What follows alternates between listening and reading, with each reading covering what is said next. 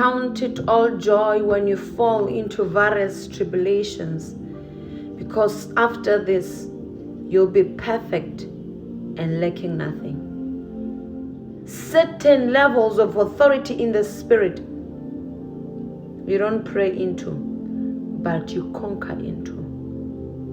Count it all joy when you fall into various tribulations, because after this, you will be perfect and lacking nothing.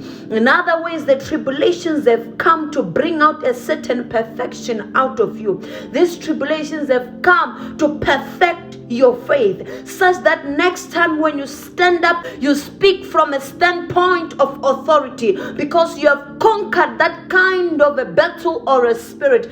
Count it all joy when you go through various tribulations, because when you get out of them, you'll be perfect and lacking nothing. The Bible says even though Jesus was a son of God, he learned obedience through the things that he suffered, meaning that the price of obedience was attached to him suffering certain seasons.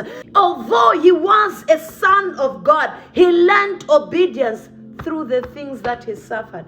Paul, Ephesians 3 verse 13, a very powerful apostle of God, writes to the Ephesians and he says, I hope that the storms that I'm going through, I hope that the tribulations that I'm facing, I hope that the troubles I am going through do not discourage you. They do not lead you to a place of losing your faith and your walk with Christ, because it is for your glory. A certain level of authority he has reached, such that even in the midst of tribulations, he has the strength to speak strength to fellow believers. He has reached a certain level of authority in the spirit that allows him to see beyond what is happening in the flesh. And he says, I am writing to you, Ephesians, hoping that when you see me going through this, you do not lose your faith in God.